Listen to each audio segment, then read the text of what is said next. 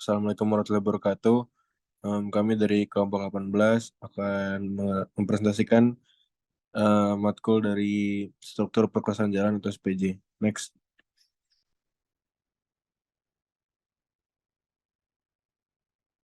Untuk anggota kelompok kita, yang pertama ada Atun Maulana Ibrahim, yang kedua ada Indah Deviana Putri, yang ketiga ada Melvan Timothy Mesak, yang keempat ada diri saya sendiri, Renoven Ramadhan Suprianto, yang terakhir dari Cyril Bahri Saputra. Next.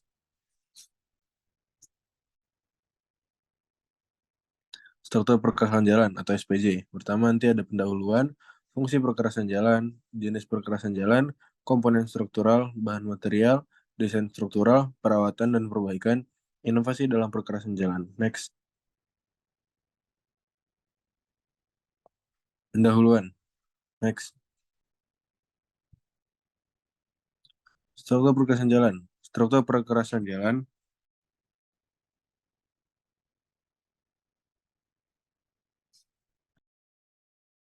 Struktur perkerasan jalan adalah lapisan-lapisan yang diletakkan di atas tanah dasar untuk memberikan dukungan dan daya tahan terhadap beban lalu lintas. Terdapat beberapa jenis struktur perkerasan jalan. Pemilihan jenis perkerasan jalan bergantung kepada beberapa faktor, seperti beban lalu lintas, kondisi tanah, biaya, dan perawatan. Next.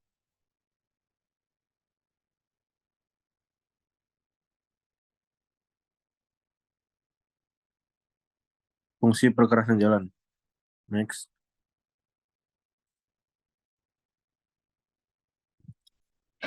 Perkerasan jalan memiliki beberapa fungsi antara lain menopang beban, yaitu menyalurkan beban kendaraan secara efisien dan aman ke lapisan tanah di bawahnya. Yang kedua, permukaan berkualitas. Memberikan permukaan yang halus, meningkatkan efisiensi transportasi, dan mengurangi keausan dan kendaraan. Yang ketiga, pelindung struktur bawah jalan, yaitu melindungi pondasi dan lapisan tanah dasar dari kerusakan akibat beban dan kondisi lingkungan. Yang keempat, ada meningkatkan keselamatan, yaitu permukaan berkualitas meningkatkan cengkeraman kendaraan, mengurangi risiko dari kecelakaan. Lanjutnya yang kelima, ada mengurangi deformasi tanah, yaitu mencegah terkompaksi berlebihan dan mengurangi kemungkinan kerusakan struktur jalan. Lalu yang keenam ada fasilitas drainase, meningkatkan aliran air hujan untuk mencegah genangan air di jalan.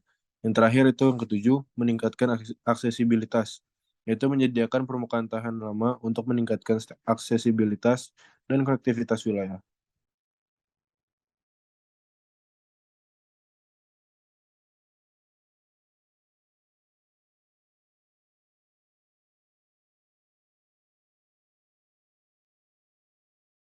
Baik, selanjutnya ada jenis struktur perkerasan jalan.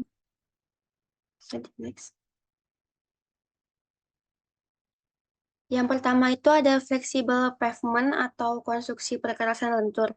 Jadi fleksibel pavement ini adalah konstruksi perkerasan yang umumnya terdiri dari lapisan permukaan aspal atau surface course, kemudian lapis pondasi atau base course, dan juga lapis pondasi bawah granular yang terletak di atas tanah dasar atau subbase course. Next. Kemudian ada rigid pavement atau konstruksi perkerasan kaku. Jadi rigid pavement ini adalah konstruksi perkerasan yang terdiri dari lapis permukaan yang biasanya berupa plat beton dengan atau tanpa tulang, pondasi atas dan juga pondasi bawah. Penggunaan beton memiliki kekuatan dan daya tahan yang tinggi, akan tetapi lebih mahal dari penggunaan aspal. Perkerasan ini baik digunakan untuk jalan raya yang memiliki lalu lintas tinggi. Next. Nah, kemudian ada composite pavement atau konstruksi perkerasan komposit. Jadi composite pavement ini adalah perkerasan gabungan antara perkerasan kaku dengan perkerasan lentur di mana terdiri dari lapis aspal beton, lapisan fondasi yang dirawat aspal maupun semen. Lapisan beton ditempatkan di bawah lapisan aspal untuk memberikan daya dukung tambahan. Perkerasan komposit biasanya digunakan pada jalan yang memiliki beban lalu lintas tinggi. Selanjutnya itu ada komponen konstruksi struktural perkerasan jalan. Nah, pada komponen struktural perkerasan jalan ini ada beberapa bagian, di mana pada tanah dasar atau substrate. Nah, tanah dasar atau substrate ini merupakan lapisan paling bawah dari struktur perkerasan jalan. Fungsinya yaitu penyediaan pada perkerasan di atasnya dan tanah dasar berarti memiliki daya dukung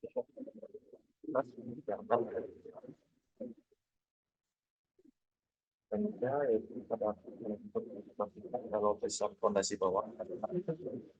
Nah, lapis fondasi bawah itu merupakan banyak penetapan atau dan lapis fondasi bawah ini berfungsi untuk pertama dan menetapkan beban atau fondasi bawah yang dibuat dari mereka. Lalu untuk komponen struktural kekerasan jalan yang tadi itu adalah lapis fondasi atau base course. Nah, lapisan ini merupakan yang terletak di atas lapis fondasi bawah. Nah, terus untuk fungsinya itu memperkuat struktur kekerasan dan menyebarkan beban lintas ke tanah dasar. Lapis fondasi biasanya terbuat dari material agregat yang dipadatkan.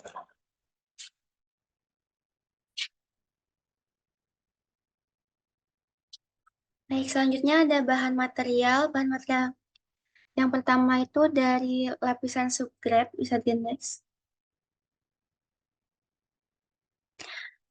Yang pertama itu ada stabilisasi. Jadi sebelum lapisan-lapisan lainnya diletakkan, tanah dasar atau subgrade dipadatkan terlebih dahulu sehingga tercapai kestabilan terlebih dahulu sehingga mencapai kestabilan yang tinggi terhadap perubahan volume. Kemudian dari perubahan volume ini dapat dikatakan bahwa kekuatan dan keawetan konstruksi perkerasan jalan sangat ditentukan oleh sifat-sifat dari dokumen tanah dasar. Bisa di next. Baik, selanjutnya ada stabilisasi dengan pengikat semen atau aspal. Penambahan bahan pengikat yang sesuai seperti kapur, semen Portland atau aspal emulsi dapat meningkatkan kekakuan tanah dasar dan juga mengurangi kecenderungan pembengkakan pada struktur perkerasan jalan. Next.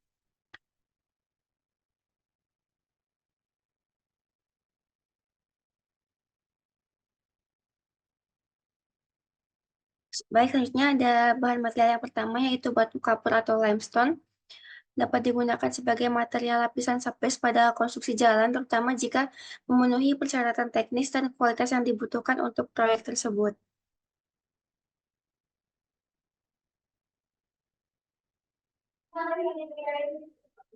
Baik, selanjutnya ada lagi bahan material dari base course. Nah, pada bahan material dari base course ini menggunakan agregat kelas A dan kelas B. Jadi agregat kelas A itu adalah campuran agregat dengan berbagai fraksi dari material yang dibutuhkan untuk produksi operasi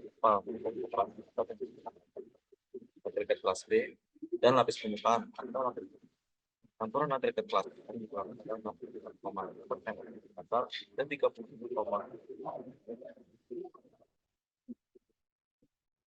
Terus selanjutnya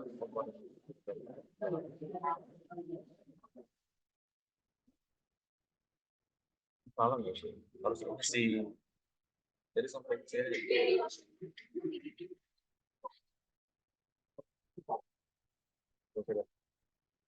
Lalu dikatakan lalu selanjutnya untuk material surface course. Nah, untuk dari bahan material surface course ini ada aspal. Mana aspal adalah senyawa hidrokarbon yang berfungsi warna gelap coklat atau hitam pekat.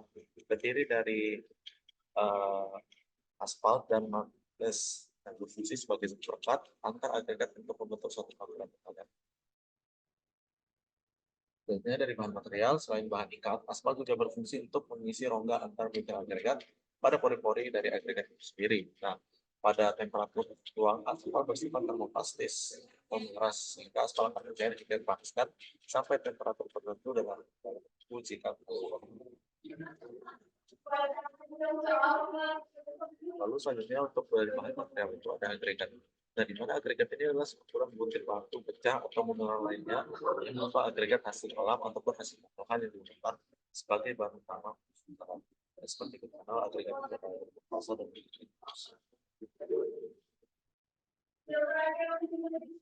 selanjutnya untuk agregat itu berbentuk pecah dan memiliki gaya gesek di dalam sehingga untuk saling mengisi dan akan menambah stabilitas konstruksi lapis keras guna memberikan stabilitas yang tinggi. Disyaratkan bahwa minimal 40% dari agregat yang bertahan saling menopang ya sanggup dilakukan.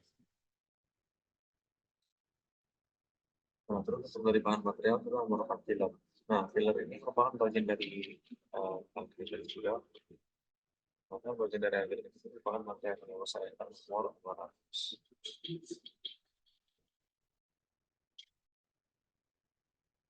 Lalu selanjutnya untuk bahan material itu bahan dari filler tersebut bisa berupa abu, batu kapur, semen atau bahan lainnya yang mampu mengisi bagian-bagian kosong rongga-rongga atau celah yang terdapat pada sela-sela agregat pada susunan aspal beton tersebut.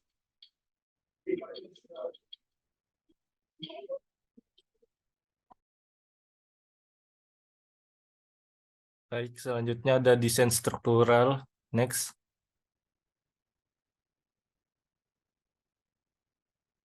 Di sini ada beberapa faktor yang mempengaruhi desain strukturan perkerasan jalan. Yang pertama itu ada volume lalu lintas.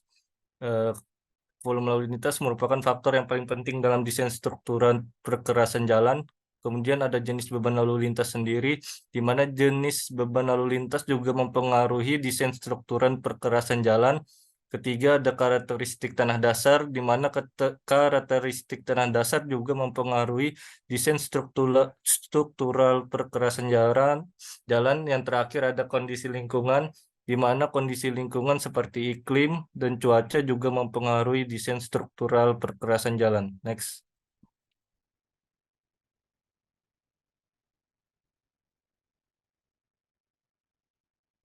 Kemudian ada metode desain struktural perkerasan jalan, di mana ada dua metode desain struktural perkerasan jalan yang umum digunakan, yaitu yang pertama ada metode empiris, di mana metode empiris menggunakan data empiris dari perkerasan yang telah dibangun sebelumnya untuk menentukan ketebalan perkerasan yang diperlukan.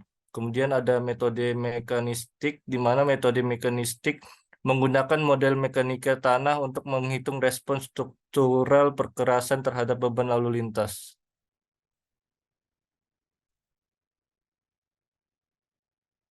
Selanjutnya ada perawatan dan perbaikan.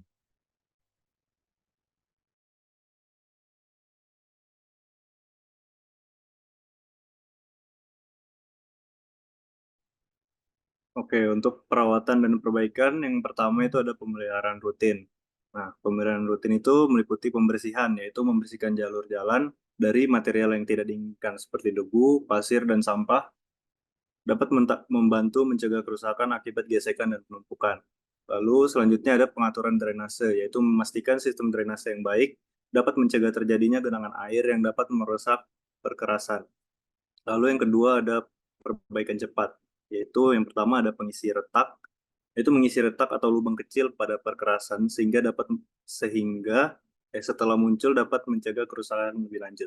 Lalu ada penggantian lapisan aus, yaitu mengganti lapisan pekerjaan yang aus atau rusak dapat membantu menjaga kekuatan struktural jalan. Next.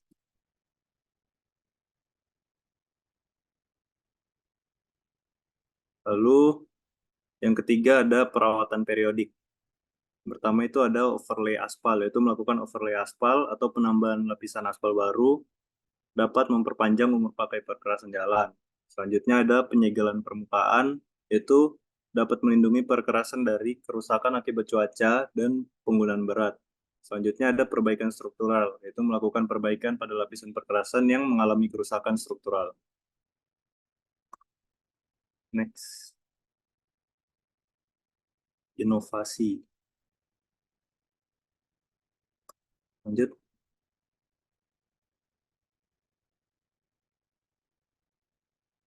Inovasi struktur perkerasan jalan. Inovasi dalam struktur perkerasan jalan terus berkembang seiring dengan kemajuan teknologi. Beberapa inovasi yang telah dikembangkan antara lain, yang pertama ada perkerasan kaku dengan tulangan yang lebih efisien. Tulangan yang umum digunakan untuk perkerasan kaku adalah baja. Inovasi tersebut dalam tulangan baja antara lain adalah baja komposit dan baja prastress. Lalu selanjutnya ada pengembangan perkerasan yang dilengkapi dengan sensor-sensor untuk memonitor kondisi jalan, lalu lintas, dan cuaca. Lalu selanjutnya inovasi dalam perkerasan jalan yang lebih ramah lingkungan.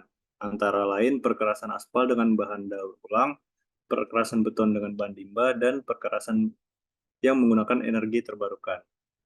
Next. Ada data tanah.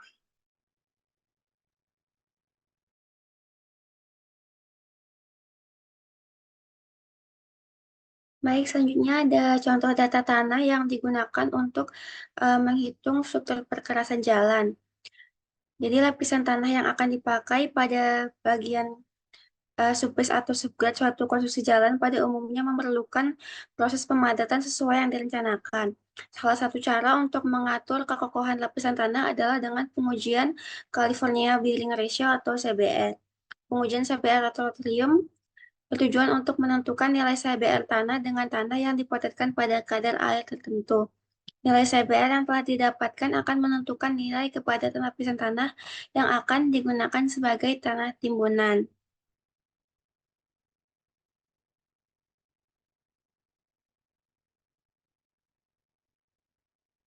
Baik, data CBR pada tabel tersebut merupakan CBR hasil uji lab. Pengambilan data tanah dilakukan secara sampling atau acak sehingga bisa saja terjadi salah satu data yang tidak berkesinambungan dengan data lain. Maka apabila didapatkan salah satu nilai CBR yang tidak berkesinambungan, sebaiknya tidak perlu dimasukkan dalam perhitungan karena akan merusak analisa statistik. Berdasarkan manual desain perkerasan jalan atau MDP, apabila jumlah data berkurang dari 10, maka nilai CBR terkecil dapat mewakili sebagai CBR. Berdasarkan data CBR hasil uji lab atau CBR rendaman pada tabel di samping, maka CBR karakteristik menggunakan metode MDP 2017 dapat dilihat pada layar berikut, sehingga CBR karakteristiknya didapat 2,45% dan juga untuk CBR desainnya sebesar 1,9% atau bisa dibulatkan menjadi 2%.